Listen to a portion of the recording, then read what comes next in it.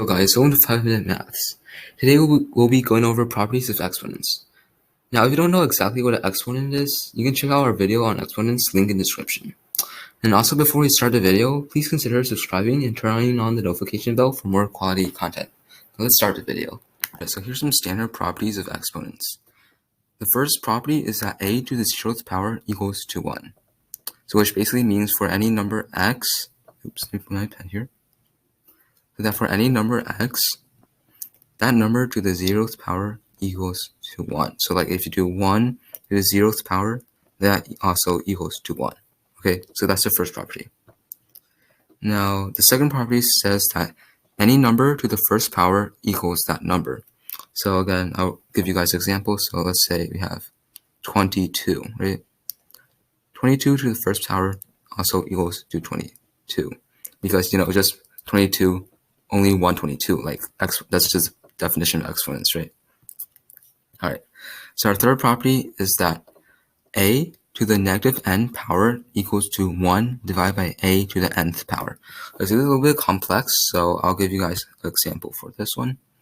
So let's say we have 3 to the negative 1/2 power. So let's make that negative better. Okay, so first thing we do when we see the negative is that we flip. So since it's 3, and it's basically 3 equals to 3 over 1, this turns into 1 over 3. Okay, so we first have that, then we have 1/3. And then we see that there's a 2 on the bottom right here, right? So then this turns into 1 over 3 squared because of the 2, and that is 1/9. So this is the third property. Alright, so the fourth property is that a to the x divided by n power equals to the n root of a to the x power. Okay, so since this is sort of complicated, I'll give you guys an example of how this works. So let's say we have 2 to the 2/3 power. Okay, so when you have 2 to the 2/3 power, we can immediately identify x as 2 and n as 3. Okay, so this means since n equals to 3 right here, that means that we're taking the cube root of 2. Okay, so since we can first take the cube root of 2, which is so far just this number, just keep it simple, then we notice that x right here equals to 2. So this is cube root of 2 to the 2nd power. So this is what 2 to the 2/3 equals to. So hopefully you guys understand this property. Alright, so now let's move on to example problems. So our first problem is, what is 8 to the 2/3 power? So according to our fourth property, a to the x over n power equals to the n root of a to the x. So keep this formula in mind when doing the first problem. So now let's apply it and actually solve the first problem. So our a is simply 8, and then just x is 2, and n is 3. So then that equals to, so it's the n root of a over to x. N equals to 3, so now we know it's the cube root. A is obviously 8, and x right here is 2. So what is the cube root of 8 squared? So 8 squared equals to 64, and cube root of 64 is simply 4. So that is the first problem.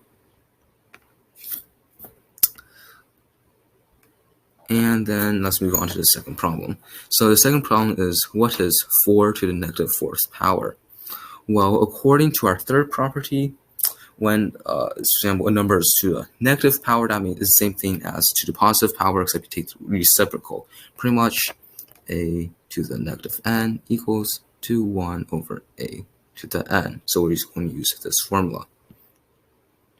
So a right here is just 4, and n is 4 to the negative 4, so n is 4. So pretty much we plug it into our formula, we have 1 over 4 to the 4th power. 4 to the 4th power is just 256, so that equals to 1 over 256. So that's the answer to the second problem.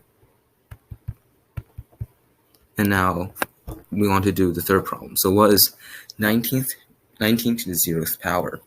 So we use the first property pretty much. So we know that any number to 0th power is always 1. So if this is 19, it doesn't matter, whatever number we have to 0th power is always going to be 1. So we know the third problem, the answer is going to be 1.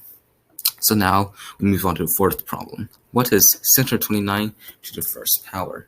So using the second property, any number to the first power is simply will equal to itself.